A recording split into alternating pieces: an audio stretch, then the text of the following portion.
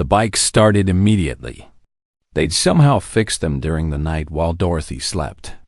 Each man waved as they rode away, engines rumbling in formation down her quiet street. Dorothy stood on her porch watching them disappear, holding the keychain and phone number. The house behind her was warm. Her floors were clean. Her furnace worked, but something had changed in Dorothy too. For the first time in years, she felt connected to something bigger than her own survival. She looked at the keychain again. MTVT, what did that mean? And why had they saluted her like a soldier? Dorothy filed the phone number in her Bible and went inside to make real breakfast. She had a feeling she was going to need her strength for whatever came next, because something told her this wasn't over. Something told her it had only just begun. Part 4. The neighborhood that transformed overnight 3 days after the storm. Dorothy stepped outside to collect her mail and froze on her front porch. Her garbage bins, which the collectors had left scattered in the street for 3 years, sat neatly placed beside her house, in the exact spot they belonged. Dorothy stared at them like they'd materialized from another dimension. You know some bikers? Her neighbor Tony called from his convenience store across the street. They've been coming and asking about you. Dorothy's pulse quickened. Asking what? Real polite, but intense, you know? Like they're checking on something. Making sure they got the right address. Over the next week, the changes multiplied in ways that made Dorothy's skin prickle with awareness. The drug dealers, who usually gathered on the corner, simply vanished. No confrontation, no police raids. They just stopped showing up. The young men who'd always been respectful to Dorothy, but suspicious of everyone else, now walked past without their usual wary glances over their shoulders. Dorothy's mail carrier, a chatty woman named Brenda, mentioned it during her Tuesday delivery. Miss Dorothy, there's been motorcycles around here asking about your address. Not threatening or nothing. Just making sure they know where you live. Everything okay? I helped some people during the storm, Dorothy said carefully. Brenda nodded knowingly. Well, they seemed real concerned about your well-being. The second week brought more obvious changes. Dorothy woke one morning to find her broken streetlight, the one that had flickered uselessly for 8 months, suddenly working perfectly. She called the city utilities department. We have no record of a repair order for your street, ma'am. Someone had shoveled her walkway after Tuesday's snowfall. Dorothy had been inside all morning, her joints too stiff to tackle the work herself. The job was professional, thorough, like someone who took pride in making things right. Wednesday evening, Dorothy found groceries on her porch. Quality food. Real cream. Fresh bread. Actual butter. A handwritten note said simply, "From grateful friends." No signature. Dorothy carried the bags inside with trembling hands, staring at food she hadn't been able to afford in years.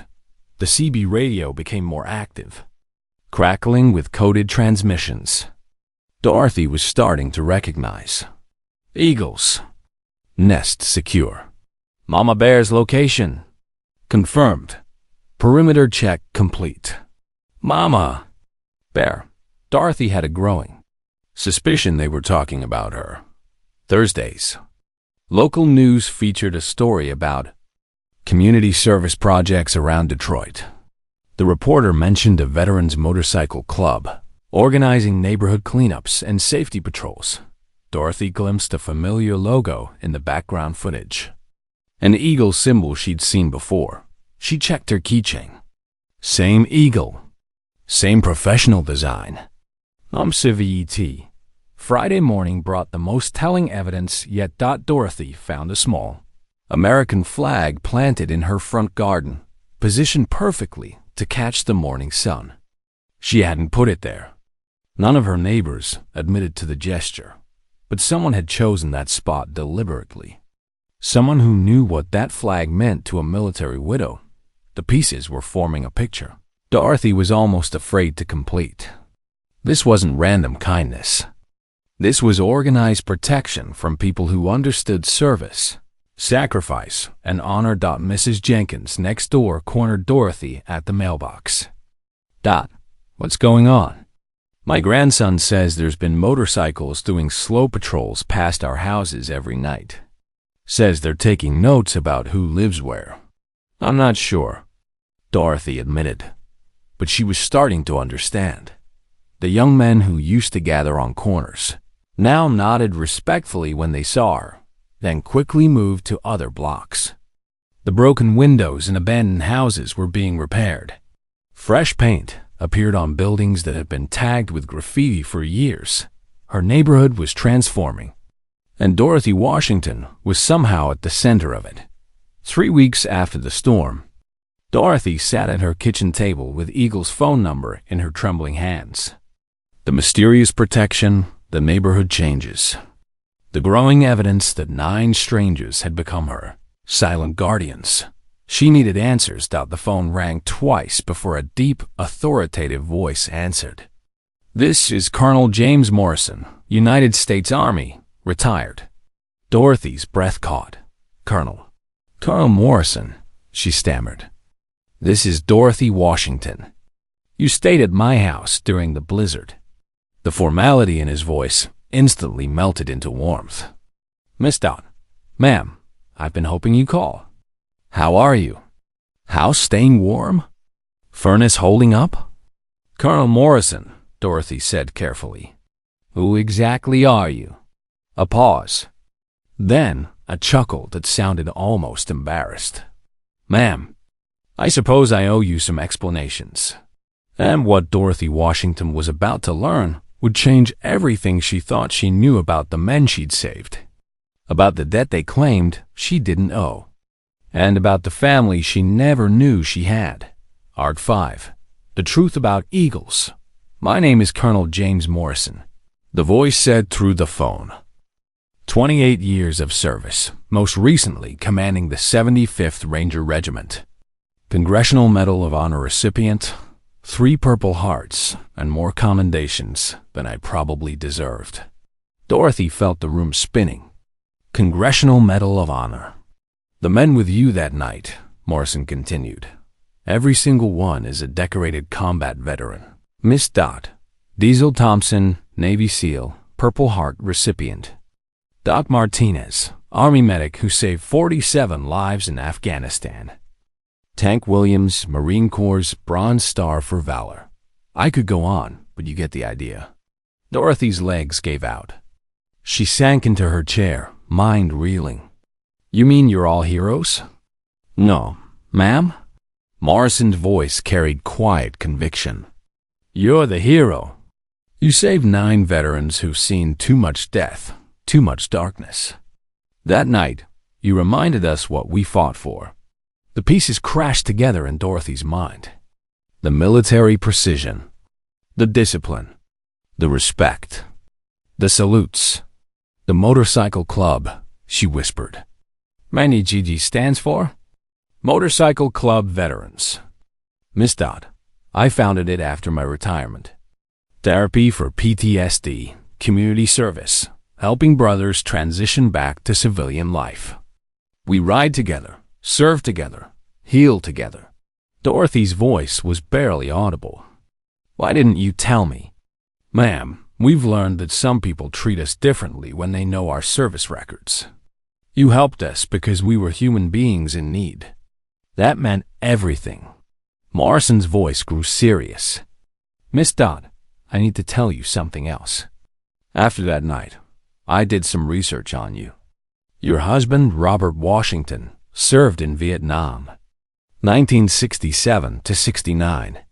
Army mechanic, good conduct medal, honorable discharge. Yes, but how did you... Ma'am, he served with my mentor, First Sergeant William Martinez. Doc's father, actually. Your Robert saved Bull's life during the Tet Offensive. Fixed his damaged vehicle under enemy fire. Got him to medical aid in time. Dorothy looked around her kitchen, imagining it filled with people who needed family as much as she did. The community impact goes beyond your house, Morrison continued. We're buying the abandoned property next door, turning it into transitional housing for homeless veterans. Crime rates are already dropping because of our presence. Other neighborhoods are requesting similar programs." His voice softened. "Miss Dodd, you showed us what honor looks like in civilian clothes. You reminded 9 broken soldiers that good still exists in the world. Now let us show you what gratitude looks like in action."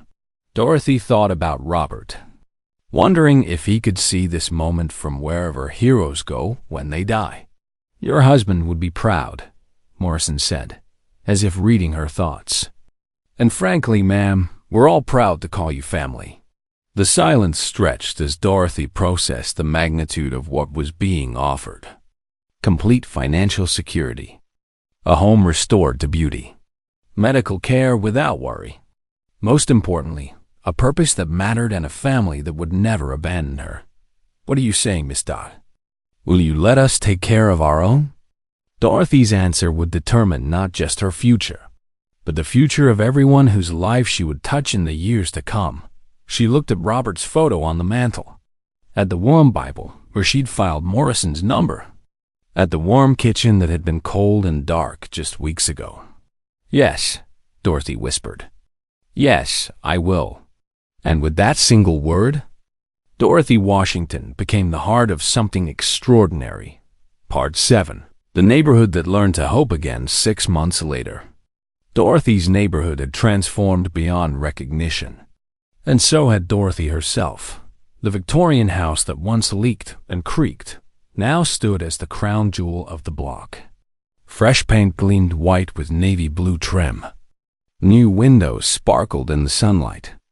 The roof no longer shed shingles like autumn leaves, and warm light glowed from every room. Dorothy's street had become something from a different era.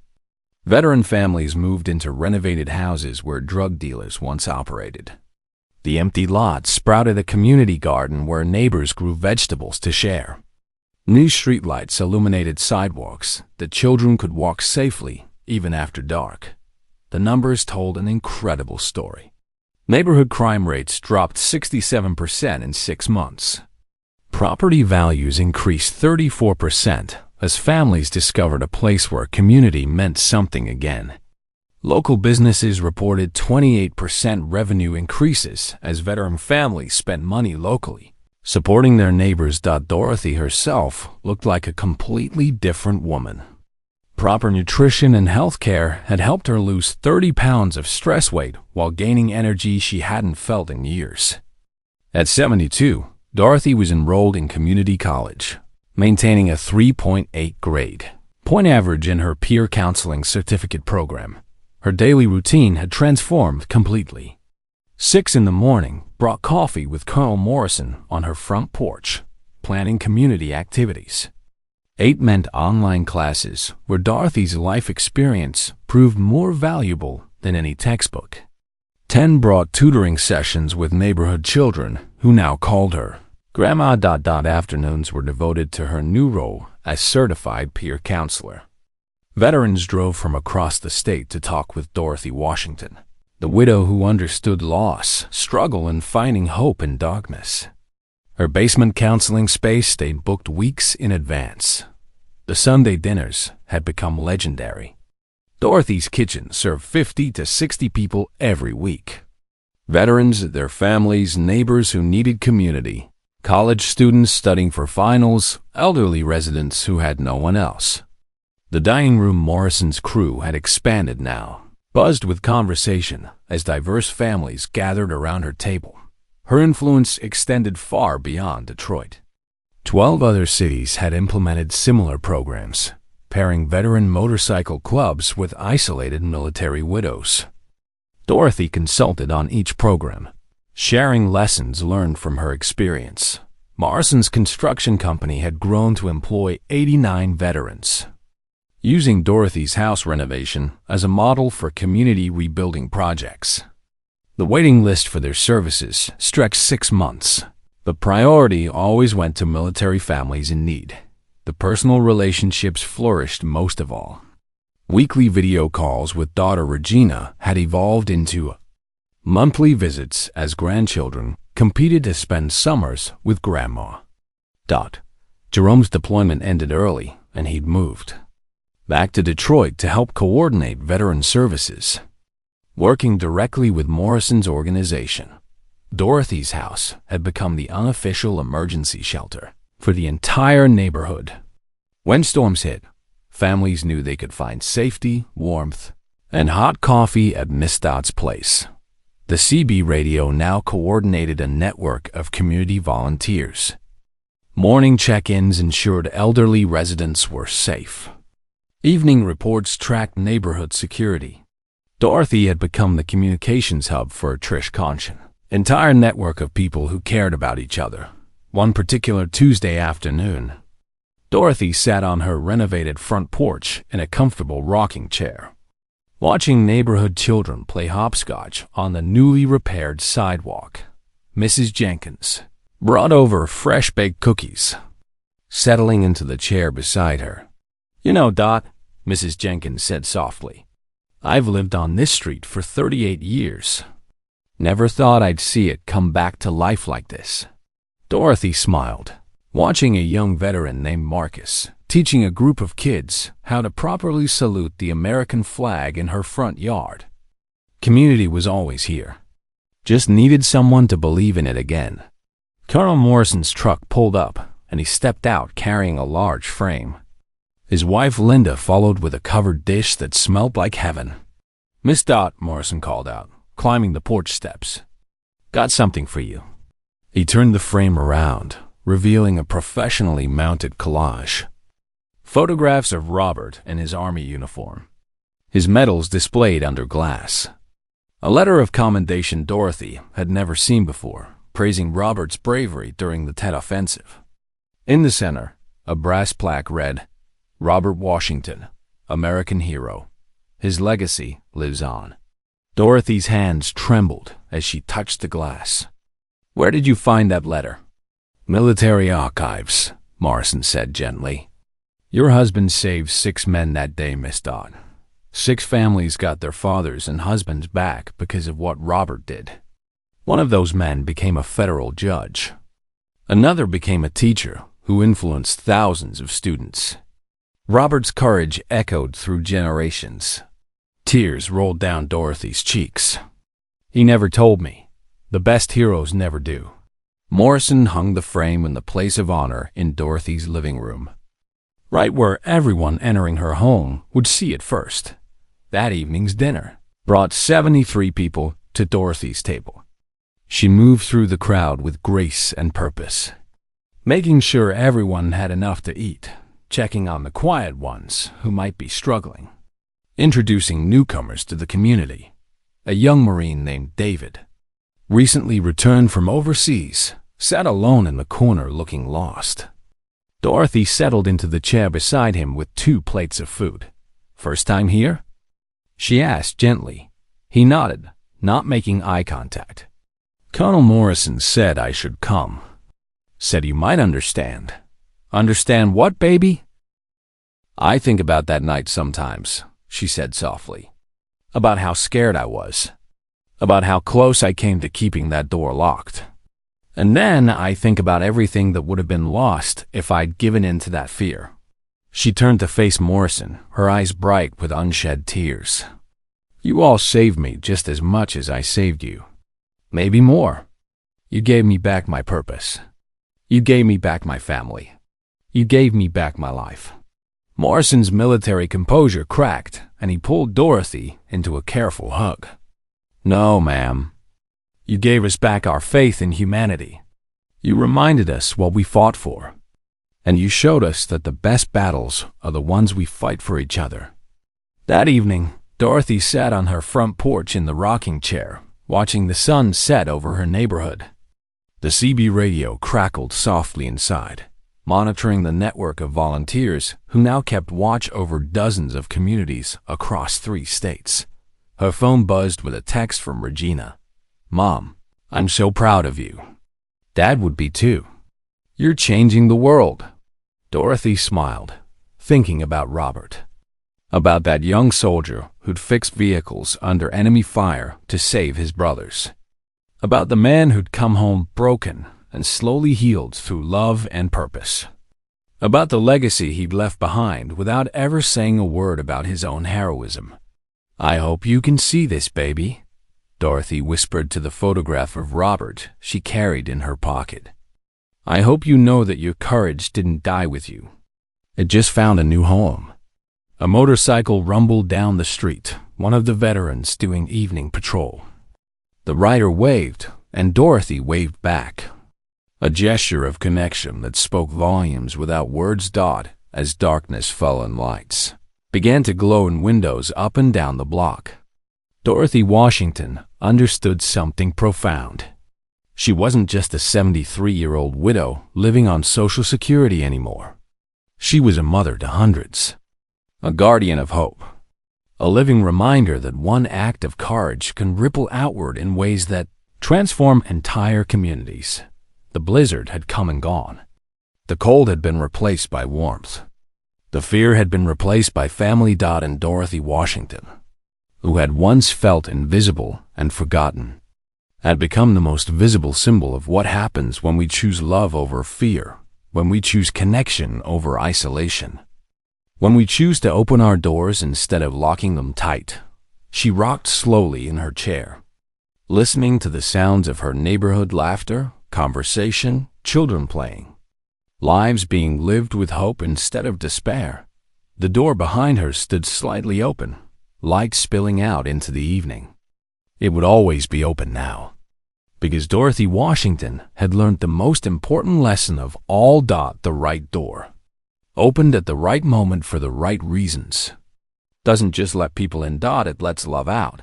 And love, once released into the world, has a way of multiplying beyond measure, touching lives in ways we can never fully comprehend, creating families from strangers and hope from despair. Dorothy Washington had opened a door during a blizzard, and in return, the world had opened its heart to her. That was a legacy worth living for. That was a legacy worth everything. The E&D retry. Roads completely blocked by fallen trees. Bikes won't start in this cold. Need shelter fast. Hypothermia risks increasing. Anyone know safe houses on the east side? Dorothy realized motorcyclists were stranded somewhere nearby. In this weather, exposed to the elements on metal machines that conducted cold like knives, they wouldn't survive the night. Neither would she, probably. But at least she had walls around her, however inadequate. The CB crackled again. Eagle to all units, we're 5 minutes from hypothermia conditions. Need to find shelter immediately, or we're looking at casualties. The voice was deep, authoritative, tinged with the kind of controlled urgency Dorothy recognized from Robert's military days. This wasn't panic. This was a commander making life or death calculations. Dorothy's arthritic hands hovered over the radio. She could respond, could offer help. Her house was cold, but it was still warmer than 15 below zero in 60-mile-per-hour winds. She had walls. She had a roof. She had instant coffee and canned soup. But she also had every news story she'd ever heard about motorcycle gangs flashing through her mind. Bar fights, drug rumors, violence, recent incidents in Detroit where bikers had terrorized businesses, intimidated families. Every survival instinct screamed at her to stay quiet, stay invisible, let someone else deal with whatever was happening out there. Then came the pounding on her door. Thunderous, urgent. 9 massive silhouettes visible through the frosted glass. Leather jackets and chains glinting in the dying light. Beards covered in ice. They looked like giants from a nightmare. Dorothy's heart hammered against her ribs. Her hands fumbled for her cell phone, but it was completely dead now. The landline was useless. The CB radio was her only connection to the outside world. But these men needed help now. Not in an hour when help might arrive. More pounding. Urgent, but not violent. Desperate, but not demanding. "Ma'am." The voice was muffled by wind, but surprisingly respectful. I'm sorry to bother you. Our bikes are dead. Roads are impassable. We just need shelter until morning. We have sleeping bags. Won't be any trouble." Dorothy crept closer to the door, her slippered feet silent on the cold linoleum. She could see them more clearly now through the glass. 9 men, massive and intimidating, but standing in formation, not crowding the door, waiting, not demanding entry, but asking for it. Her hand hovered over the deadbolt. This was the moment. Turn away 9 human beings and let them freeze to death, or risk everything to save them. She thought about Robert, somewhere beyond the stars, watching. What would he say if she let people die when she could have saved them? She thought about all those Sunday sermons about good Samaritans and loving your neighbor. Did that only apply when your neighbor looked like you, talked like you, dressed like you? The wind howled. The voices outside were growing weaker. Dorothy closed her eyes and whispered a prayer. "Lord, if this is how I go, let it be helping others." Her hand reached for the deadbolt and turned it. The door opened, and 9 giants filed through, bringing with them a blast of Arctic air, and the smell of leather and motor oil and desperate cold. And Dorothy Washington discovered that sometimes the most terrifying thing you can do is exactly the right thing. Part 3. When warriors bow 9 massive men filled Dorothy's small entryway, stomping snow and shaking ice from their beards. Dorothy's heart still hammered in her chest, but what happened next defied every expectation terror had built in her mind. Military precision. "Thank you, ma'am," the leader said, removing his helmet to reveal gray hair and weathered features that spoke of hard years and harder decisions. "We won't forget this kindness." "Kitchen's the warmest room," Dorothy managed, her voice steadier than she felt. "I'll make coffee." The bikers didn't rush in like invaders. They moved with organized efficiency that reminded Dorothy achingly of Robert. No shouting, no disorder, just quiet competence. The leader's voice cut through the group like a command. "Sound off? Any injuries?" "Frostbite on fingers, sir." "Nothing serious. All good here. Ready for orders." Dorothy paused, her hand on the coffee pot. "Sir." These men responded like soldiers, not gang members. They arranged their sleeping bags with mathematical spacing across her living room floor. When Dorothy offered her couch, they refused in unison. "You keep your comfort, ma'am. We're used to sleeping rough." The leader organized them into duties without being asked. 2 men examined her dead furnace with flashlights. Others checked her smoke detector batteries. One quietly inventoried her medicine bottles on the kitchen counter, his expression growing troubled. "Ma'am," he asked softly, "when did you last eat a real meal?" Dorothy's cheeks burned. "I eat fine." "Yes, ma'am. Just asking." She served instant coffee in mismatched mugs, apologizing for not having real cream. These leather-clad giants praised it like the finest restaurant coffee they'd ever tasted.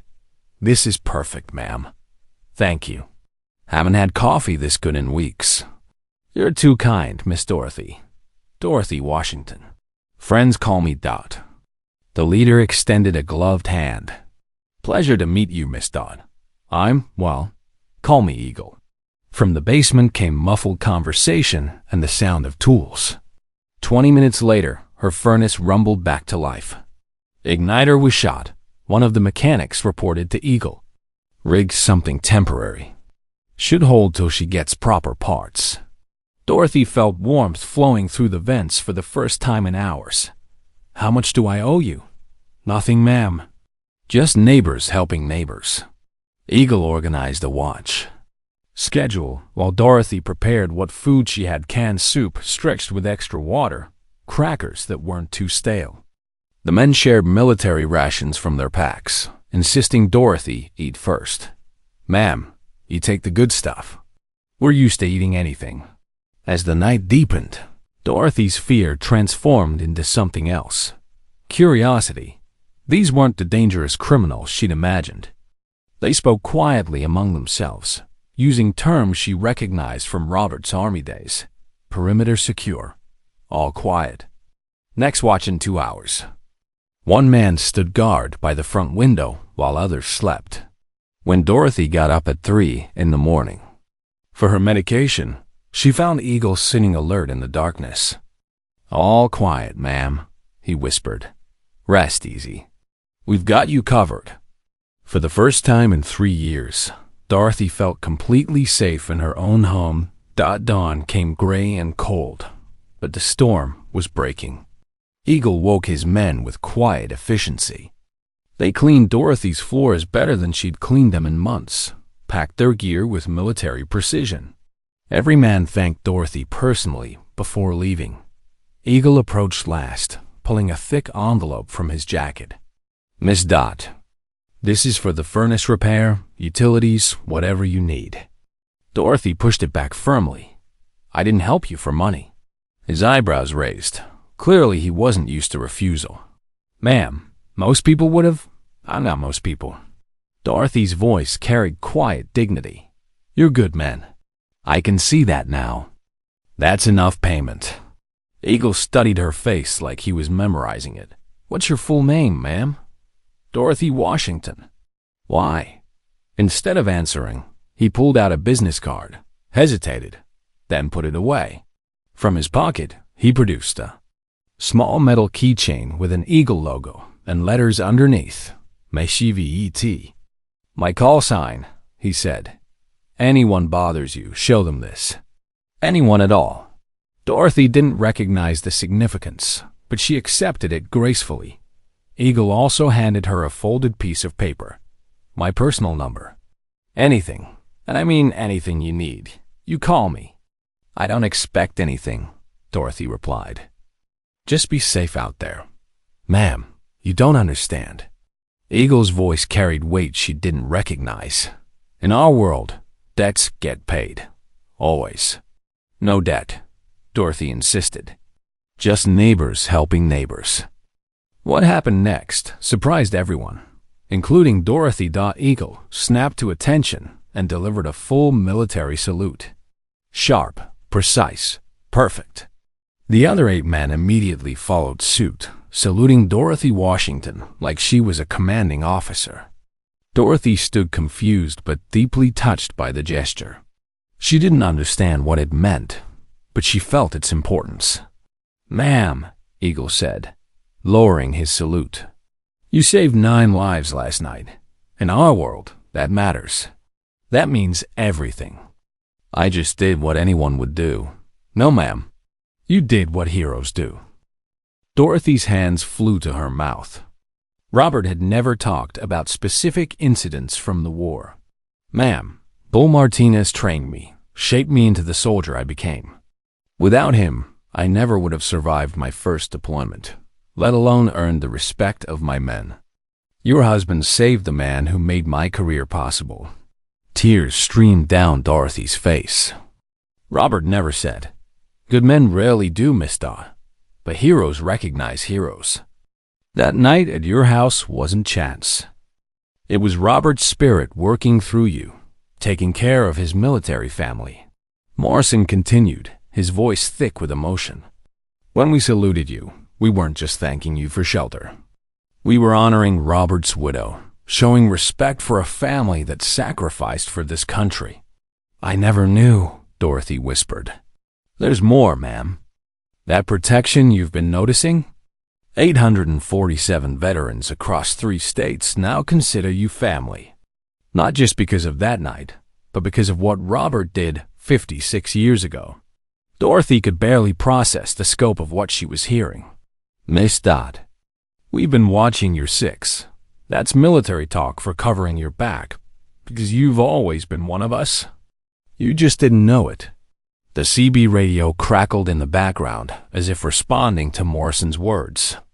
"Eagle's nest secure," Dorothy said softly, understanding now. "Yes, ma'am. That's you. You're our Eagle's nest, our safe harbor. Every veteran in the network knows your address, your situation, your importance to our brotherhood." Morrison's voice carried promise and protection. "Ma'am, you'll never want for anything again. Not because we owe you a debt, though we do, but because you're family. You've always been family." Dorothy understood now why the neighborhood felt safer, why dealers disappeared, why her needs were mysteriously met. She wasn't just under protection. She was under the care of a military family that spanned the entire Midwest. "That salute," Dorothy said, remembering. "Full military honors, ma'am, for the widow of a hero, from grateful soldiers who understand sacrifice." Dorothy looked out her window at the quiet street, seeing it with completely new eyes. The American flag someone had planted in her garden, the careful attention to her property, the respectful distance that still conveyed absolute security. "Colonel Morrison," she said finally, "what happens now?" His answer would change her life forever. "Now, Miss Dodd, we take care of our own. And you've got 800 sons who will die before letting harm come to you." Dorothy Washington, who had spent 3 years feeling forgotten by the world, discovered she was surrounded by a family she never knew existed. But Colonel Morrison wasn't finished. What he offered next would solve every problem Dorothy had ever faced and create possibilities she'd never dared dream. "Miss Dodd," Morrison said, his voice carrying the authority of command and the warmth of family, "I'm going to lay out a comprehensive plan. You just listen and tell me what you think." Part 6. The offer that changed everything. Dorothy gripped the phone tighter, her heart racing. "First, your house," Morrison began. "My construction company, it's veteran-owned, employs 47 former service members, is going to completely renovate your home. New roof, furnace, electrical system, plumbing, accessibility features for aging in place. We're talking about $78,000 worth of work. All donated materials and labor." Dorothy's breath caught. "Colonel, that's too much." "Ma'am, let me finish. You'll stay in the guest house on my property during renovation. 6 weeks, everything provided. My wife has already prepared the room and can't wait to meet you." Morrison continued with military precision. "Second, I discovered you've been rationing medications. I had our VA benefits specialist, that's Tank Williams, the Marine you met, research your case. Miss Dodd, you're entitled to widow's benefits you never knew about. $2,847 a month, plus $68,000 in retroactive payments dating back 3 years. Dorothy's legs went weak. That much money would change everything. The VA medical benefits cover all your prescriptions, dental care, vision care, even transportation to appointments. We've got volunteer drivers throughout the network. You'll have a personal advocate who knows every program available." "How is this possible?" Dorothy whispered. "Ma'am, Robert earned every penny of these benefits for you. The system failed to inform you properly when he passed. We're just making sure you get what's rightfully yours." Morrison's voice grew warmer. "Third, we'd like to offer you an official position. Den mother for the motorcycle club. $500 a month salary, plus an honorary title that means everything to us. Your house becomes our community support center." Dorothy felt tears starting. "What would I do?"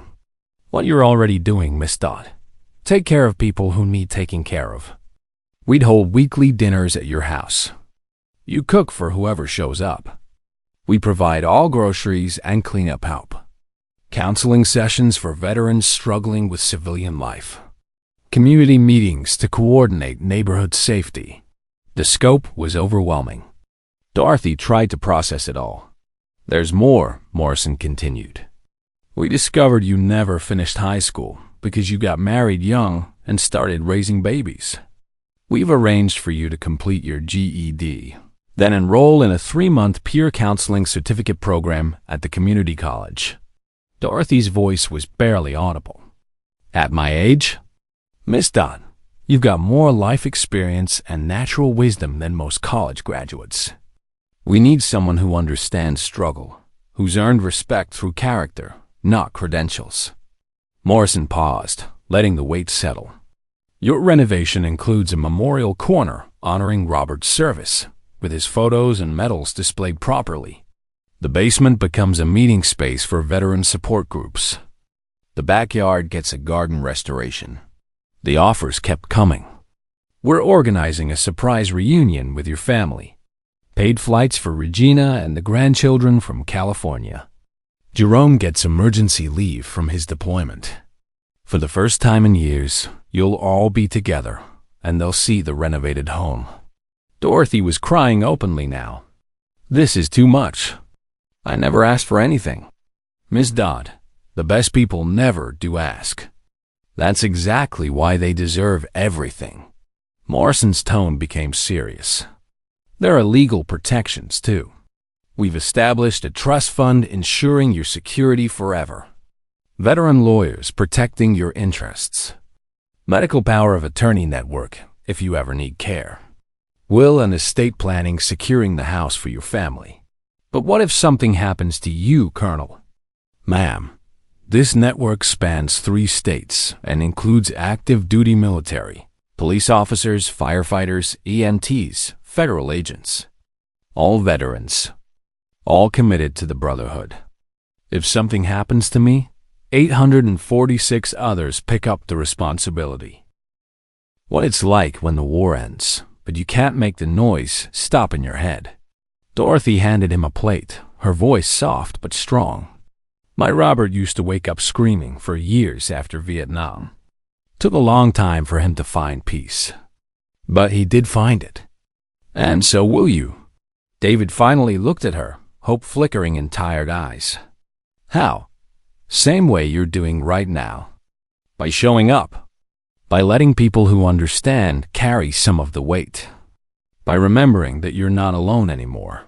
She patted his hand. You eat now. And next week, you come back.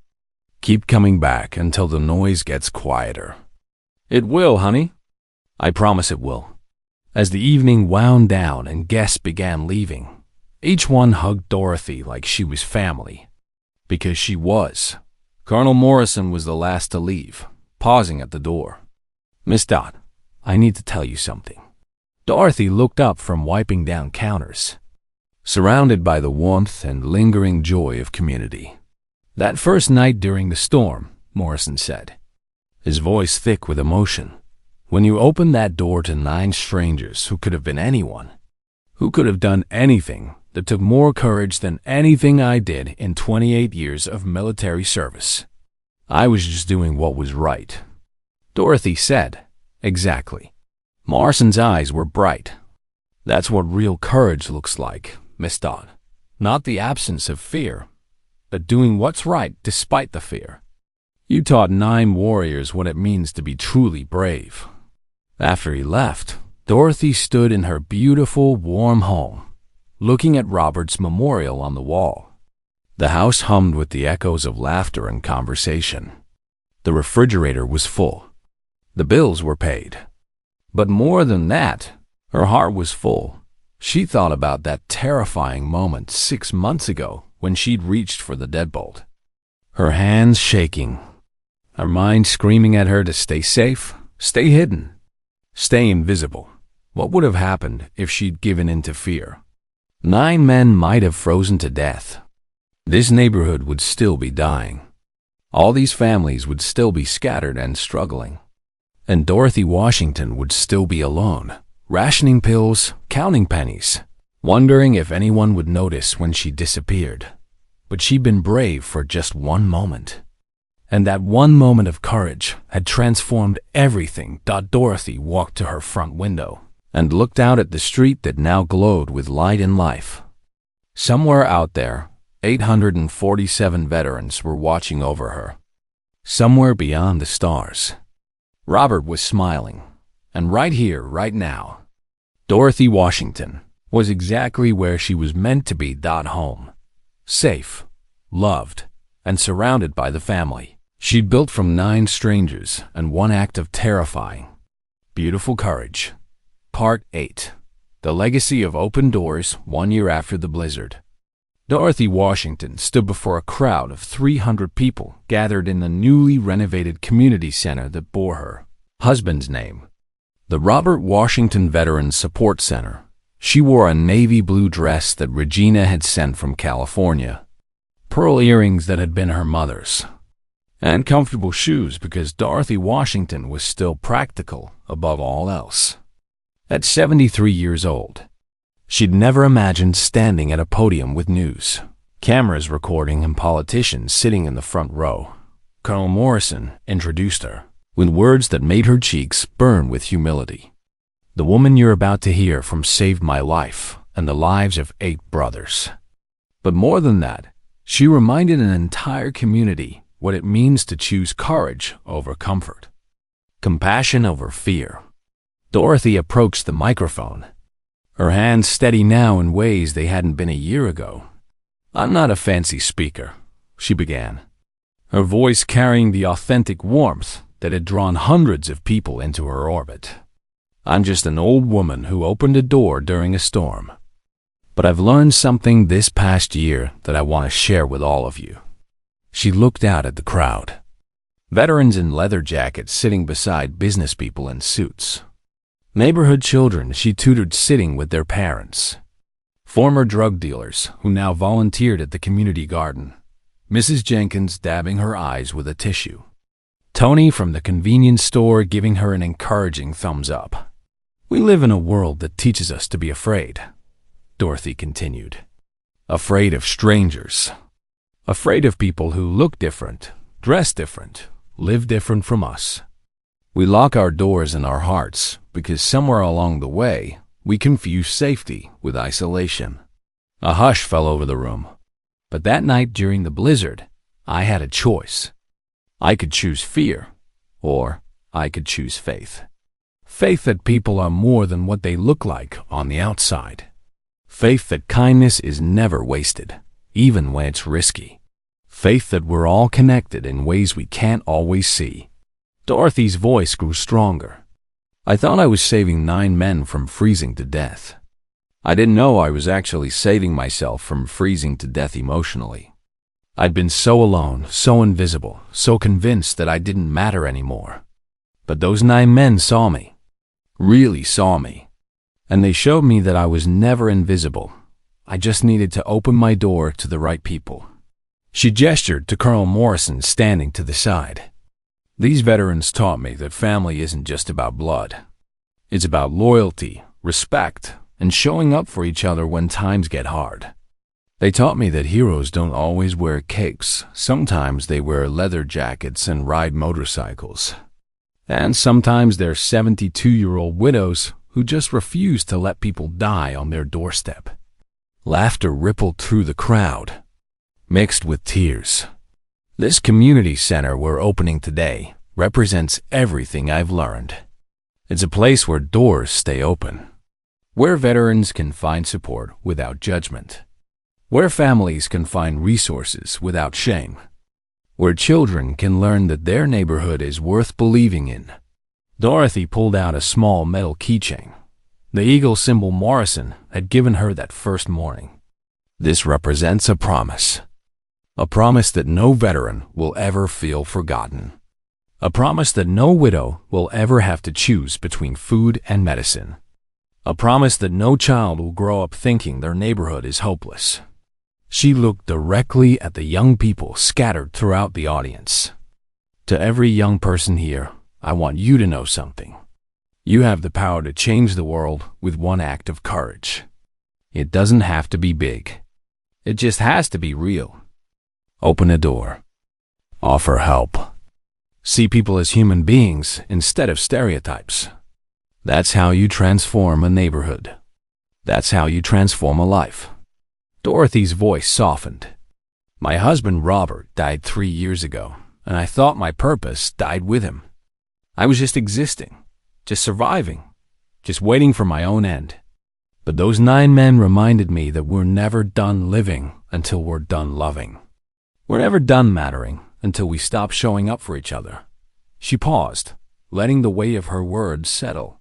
"So here's what I want to say to everyone watching, everyone listening. If you're lonely, open your door. If you're hurting, reach out. If you see someone struggling, help them. Don't wait for perfect circumstances or perfect people. Just be brave for one moment, because you never know how that one moment might change everything. The room erupted in applause. People rose to their feet, some crying, some cheering, all moved by the simple truth of Dorothy's words. After the ceremony, dozens of people lined up to thank her, to share their own stories, to ask how they could start similar programs in their communities. Dorothy listened to each person with the same patient attention she gave everyone, offering wisdom born from lived experience rather than textbooks. A young woman approached hesitantly, wearing a military uniform with corporal stripes. "Miss Dorothy, I just got back from deployment overseas. I'm struggling to adjust, and I don't have family nearby.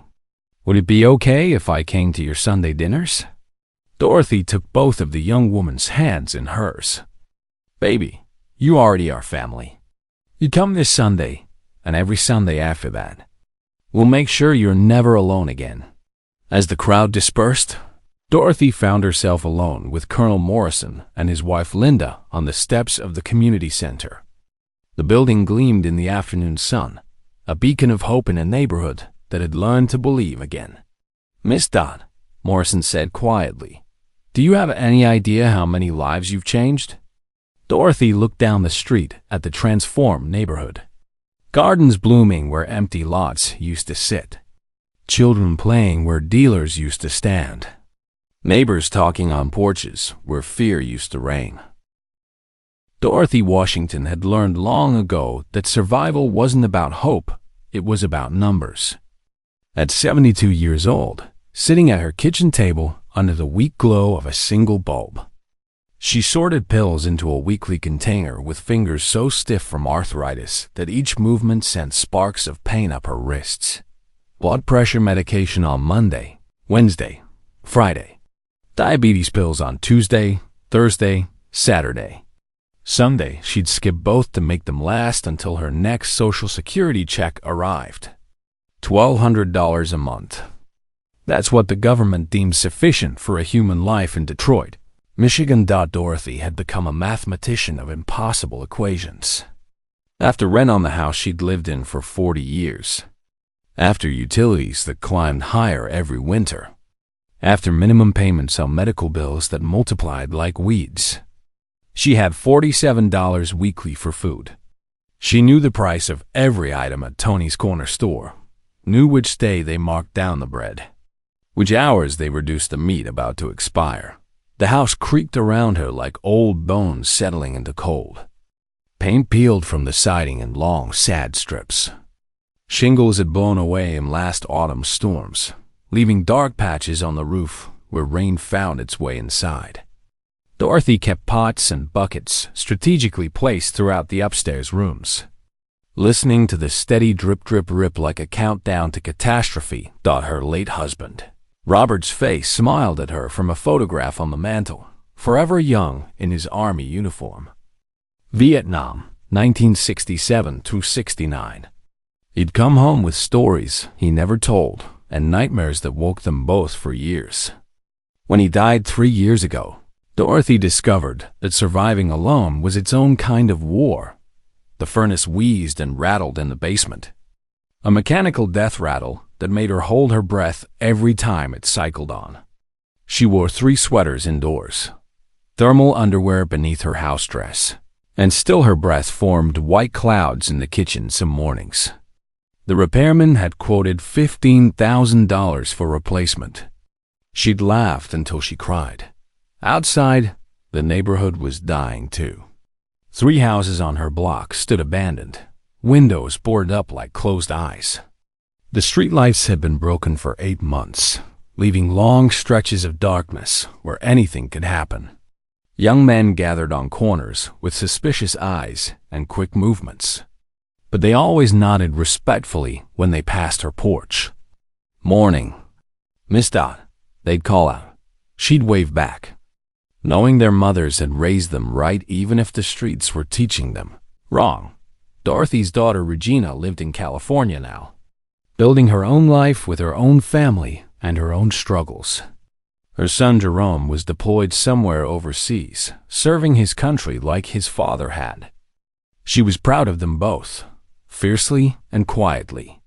But pride didn't fill empty rooms or warm, cold nights, and Dorothy would bite off her own tongue before asking them for help.